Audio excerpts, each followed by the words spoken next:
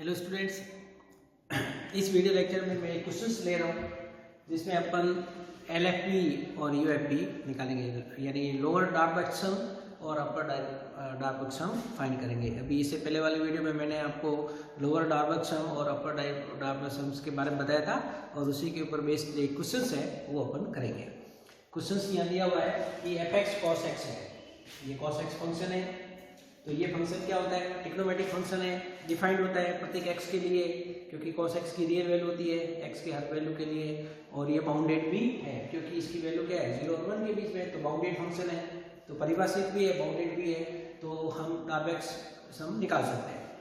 तो ये इंटरवल दिया हुआ है और इसका ये पार्टीशन है, तो हमें क्या चाहिए? फंक्शन डिफाइंड है, पार्टीशन भी गिवन है किस अंतराल के लिए 0 और π/2 के लिए, तो एलएफपी और यूएफपी हमें फाइंड करना है।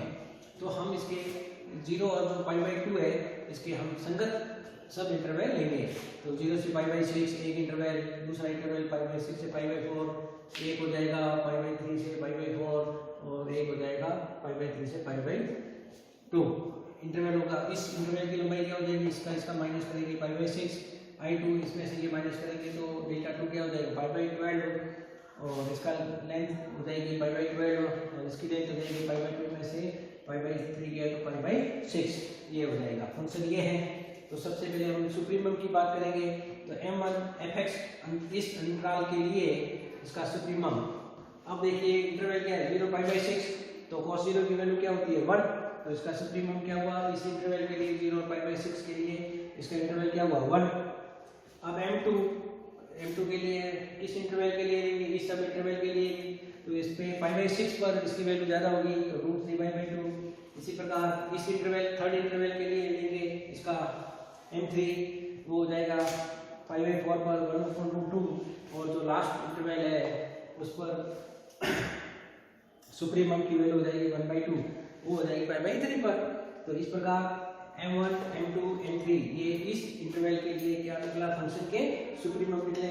अब हमें यूएफपी निकालना है। सबसे पहले मैं यूएफपी निकाल देता हूँ। ये क्या है? अपर डार्बक सम है। तो अपर डार्बक सम इससे पहले वाले वीडियो में मैंने बताया था किसके बराबर होता है? सिग्मा i बराबर 1 से n mr delta r।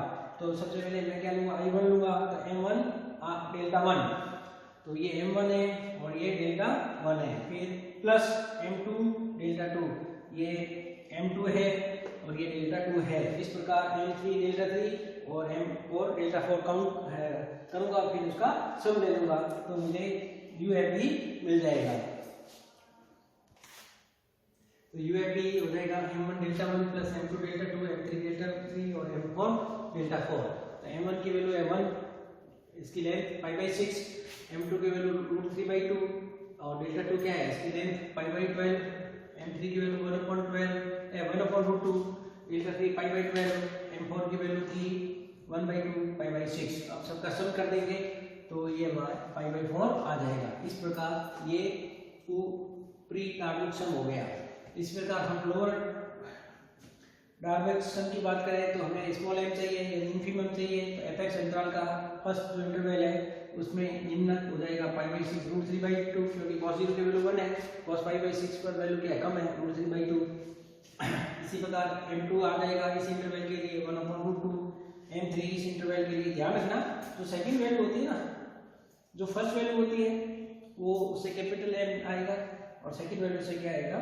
Small m आएगा। 1/2 cos की वैल्यू से m4 ये 0, फिर LFE यानी लोअर डार्बक सम, इन सब का सम वैल्यू पुट कर देंगे और सबका सम कर देंगे। इस प्रकार अगर एक फंक्शन दिया हुआ हो तो हम, और इंटरवल दिया हुआ हो तो हम अपर डार्बक सम और लोअर डार्बक सम कैलकुलेट कर सकते हैं। इसके और क्वेश्चंस है आपके टेक्स्ट बुक में, ट्राई करना, अगर कोई प्रॉब्लम है तो पूछना।